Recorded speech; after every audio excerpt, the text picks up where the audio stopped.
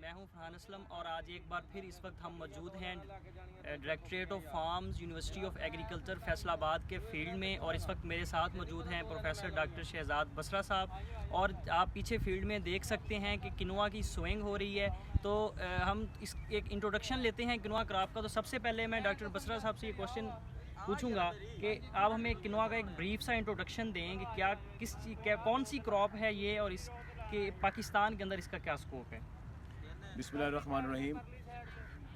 آج سے کچھ 10 سال پہلے جب میں نے یہ کنسیپٹ آیا کہ نئی فصلوں کے اوپر کام کرنا ہے، تو کن نئی فصلوں کے اوپر کام کرنا ہے، کیونکہ میں نے دیکھا کہ سارے لوگ یونیورسٹی میں، ریسرچ اداروں میں وہی پرانی جو ہماری روایتی فصلیں انہی کے اوپر کام کر رہے تھے۔ تو میں نے کہا چلو میں ایک چھوٹی سی کوشش کرتا ہوں، نئی فصلیں انٹروڈیوس کرواتے ہیں۔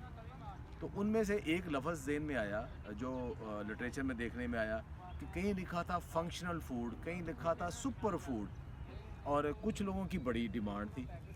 تو میں نے کہا ٹیسٹ کو چھوڑو، یہ فنکشنل اور سپر فوڈ ہیں کہ آج ان کی دنیا میں بھی ڈیمانڈ ہے اور کم سے کم خوشحال ملک اس کو افورڈ کرتے ہیں، تو ہم ٹرائی تو کریں، ہو سکتا ہے کہ کل کو آہستہ آہستہ ان کی ایکسیپٹیبلٹی آ جائے۔ جیسے ایک ہوٹل ہے، وہ جو کھانا بناتا ہے وہ اپنے لیے نہیں بناتا، وہ لوگوں کے لیے بناتا ہے۔ اب گھر میں جو کھانا پکتا ہے وہ تو اپنے لیے آپ کھاتے ہو، لیکن جو ہوٹل میں بنتا ہے یا بڑی بڑی فوڈ انڈسٹری بناتی ہے تو وہ اس کی مارکیٹ تو پوری دنیا ہوتی ہے۔ تو ہم کیوں نہ ایک مارکیٹ بن جائے، ایسی چیز بنائیں جو دنیا کو ہم بیچیں، جو اچھی کوالٹی والی، جس کی ڈیمانڈ ہے ہمارے نا سے، ہم نے خود نہیں کھانی، لوگ تو کھائیں گے نا۔ تو اس میں سے دو لفظ آئے، ایک فنکشنل فوڈ اور ایک سپر فوڈ۔ اب اس کا جب معنی دیکھے تو اس میں یہ آیا کہ فنکشنل فوڈ ایسی ہے کہ جو اس کے اندر کوئی ایسے کمپاؤنڈ ہو جو کہ آپ کی ہیلتھ کے لیے، آپ کی صحت کے لیے اس کا بہت زبردست قسم کا فائدہ ہو، جو کہ عام خوراک میں نہ شامل ہو، جس کے لیے آپ کو شاید دوائیاں کھانی پڑے یا بڑی خاص فوڈ کھانی پڑے۔ تو اس کے لیے فنکشنل فوڈ کہتے ہیں اس کو، کسی خاص بیماری کے لیے وہ افیکٹو ہوتے ہیں۔ سپر فوڈ وہ ہوتے ہیں کہ جس میں آپ کو اپنی صحت کے لیے جو ضروری چیزیں ہیں وہ ایک میں ہی سب مل جائیں، یا بہت زیادہ مل جائیں، یا عام خوراک میں وہ چیزیں بہت تھوڑی ہوں، ان کے اندر بہت زیادہ ہوں۔ تو اس کو جب دیکھا تو اس میں بے شمار چیزیں پھر نظر آئیں۔ کچھ تو ایسی تھی جو روایتی طور پہ ہمارے یہاں شامل تھی، جیسے مرنگا، اس کے اوپر کام کرنا شروع کیا۔ کچھ ایسی تھی جو پاکستان میں تھی ہی نہیں، اور ان کے اوپر پھر آہستہ آہستہ ہم نے یہ دیکھا کہ انہیں کہاں سے ہم لے سکتے ہیں، کیسے کام کر سکتے ہیں۔ تو دیکھا کہ دنیا میں جرم پلازم کے بڑے ریلائبل سینٹرز موجود ہیں کہ جو کام یہ کرتے ہیں کہ دنیا بھر سے جرم پلازم اکٹھا کرتے ہیں، اور وہ پھر جن جن کو ضرورت ہوتی ہے ان کو دیتے ہیں سائنٹسٹ کو۔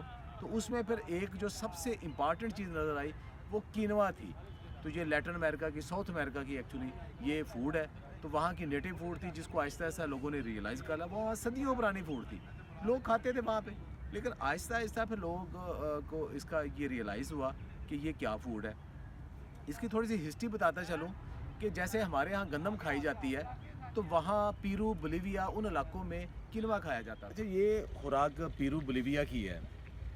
تو وہاں جب انویڈرز نے قبضہ کیا بہت 100 سال پہلے، تو جیسے کہ ہر انویڈر کی کوشش ہوتی ہے کہ جس علاقے میں جائے وہاں انہیں اپنی جو قسم کی خوراک ہے وہ انہیں کھلائے، ان کی تہذیب ختم کرے، ان کا لباس تبدیل کرے، ان کی کلچر، ثقافت، ہر چیز، مذہبی رسم و رواج، ہر چیز بدلنے کی کوشش کرتے ہیں۔ انویڈرز کا یہی ہوتا ہے ہر جگہ کے اوپر۔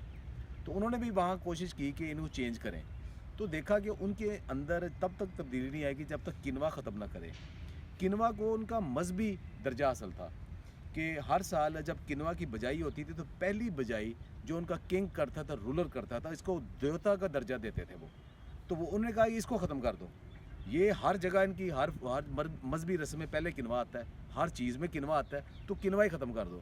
تو انہوں نے کنوا کے اوپر بین کر دیا۔